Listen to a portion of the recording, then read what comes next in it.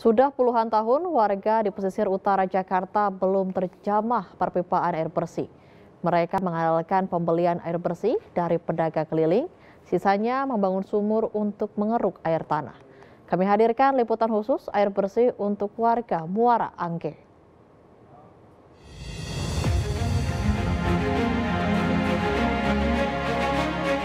Dari tahun 82 itu emang wilayah saya sih di RW 22 ini emang krisis air karena di wilayah kita sendiri tidak ada air bersih.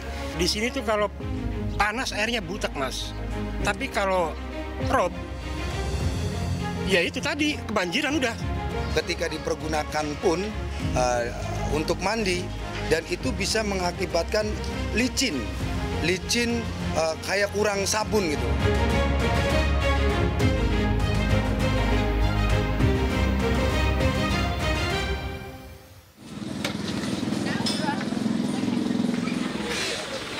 Sejak 1980-an, krisis air bersih menjadi makanan sehari-hari warga RW 22, Kelurahan Pluit, Jakarta Utara. Hingga kini, 9.000 lebih warga di 3 blok, yaitu Blok Limbah, Blok Eceng, dan Blok Empang, belum mendapatkan layanan air bersih. Untuk mencukupi kebutuhan air bersih, warga membeli dari pedagang air keliling. Air bersih dijual mulai Rp4.000 hingga Rp6.000 per satu pikul tergantung jarak. Semakin jauh jarak pengantaran, tarif yang dikenakan semakin mahal. Satu pikul air berisi 2 jerigen dengan kapasitas 40 liter.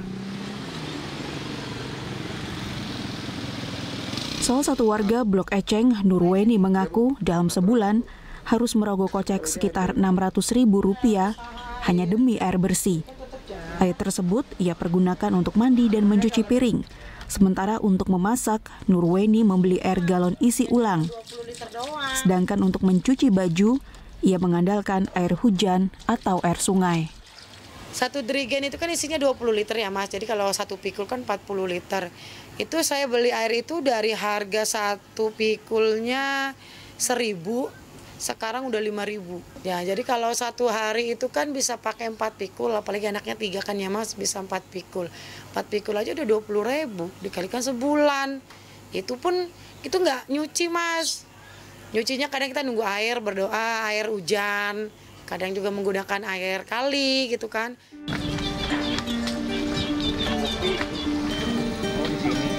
Untuk menekan pengeluaran rumah tangga, warga mencoba membuat sumur bor air tanah.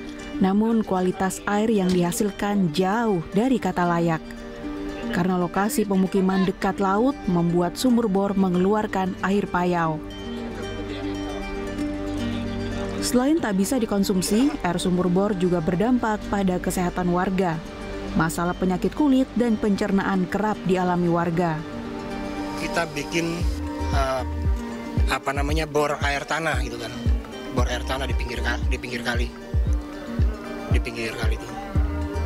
Cuman itu juga kadang-kadang kalau cuaca lagi panas begini gitu kan, nggak musim hujan, itu airnya butek terus gatal juga. Nah alhamdulillah sekarang ini lagi musim panas nih, ya anak saya pada korengan.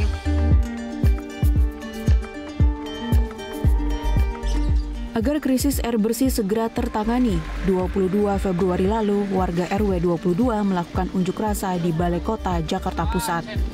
Mereka menuntut Pemprov DKI Jakarta segera memberikan pelayanan air bersih yang selama ini dinantikan warga. Menurut salah satu warga Blok Empang, Bani Sadar, hasil dari unjuk rasa ialah Pemprov DKI akan menyediakan 3 kios air bersih bagi warga RW 22.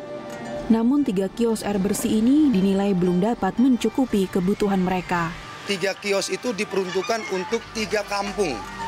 Nah, perlu diketahui bahwa dari kampung Empangnya saja itu sebanyak 3.922 jiwa. Kalau seandainya hanya 1 tandon, maka bagaimana pelayanan yang dari kios air bersih tadi bisa memenuhi kebutuhan daripada warga yang ada di Blok Empang tadi. Selain unjuk rasa, warga juga mengajukan konsolidasi lahan ke Pemprov DKI Jakarta. Pasalnya, permukiman warga yang berada di seputaran Waduk Muara Angke akan terdampak program Jakarta Sewer System atau JSS Zona 2. Dalam program tersebut, Waduk Muara Angke akan dilebarkan dan dibangun sistem pengolahan air limbah terpusat. Kita coba mohon ke gubernur supaya kita dikasih tempat konsolidasi lahan. Dan alhamdulillah kita udah ketemu sama pihak Citata, ketemu sama pihak Dinas Perumahan, SDA juga ketemu, sama Asbang, Aspem, juga Pak Gub. Itu kita dapat wilayah perumahan nanti di sekitaran pinggir laut sana, Mas.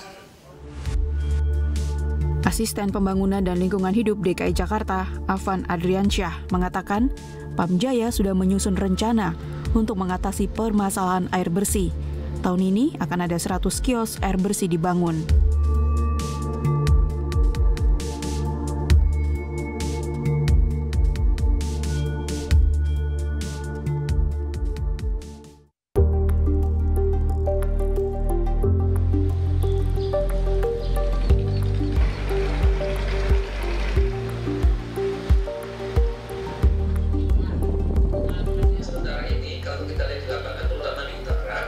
Pengamat tata kota Nirwono Yoga menilai langkah Pemprov DKI Jakarta mengirimkan tangki air minum dan mendirikan kios distribusi air bersih hanya solusi sementara. Segera lakukan pengecekan regulasi, peruntukan tata ruangnya di wilayah utara itu seperti apa? Pemukiman-pemukiman yang ada itu seperti apa? Untuk memastikan ini perlu ditata atau direlokasi. Kalau masih sesuai dengan aturan, tinggal diremajakan, lebih mudah, gitu kan? Tetapi kalau tidak sesuai, maka perlu adanya sosialisasi, kemudian negosiasi, sampai dengan implementasi untuk merelokasi mereka ke rumah susun terdekat misalnya. Nirwono mencatat hingga awal 2022, baru 65% wilayah di Jakarta yang mendapatkan jaringan perpipaan air bersih. Wilayah tersebar di Jakarta Pusat hingga Selatan. Sampai dengan tahun ini baru sekitar 65% yang sudah tercakup jaringan perpipaan air bersih atau air minumnya. Tetapi kalau melihat petanya itu masih sebagian besar berada di Jakarta Pusat dan Jakarta Selatan, ya. Makanya kemarin keluar peraturan gubernur yang terbaru untuk menerapkan dalam tahun 2023 ke atas sampai 2025 target utamanya, lokasi-lokasi yang sudah terjaring, sudah terbangun jaringan perpipaannya akan mulai dilakukan pembatasan hingga pelarangan penggunaan pompa air tanah. Nirwono memprediksi bila krisis air bersih tidak segera ditangani, dalam 5 hingga 10 tahun ke depan, tingkat kesejahteraan dan kesehatan warga akan semakin memburuk. Sebastian Dimas, Arisandi, JPM TV, Jakarta.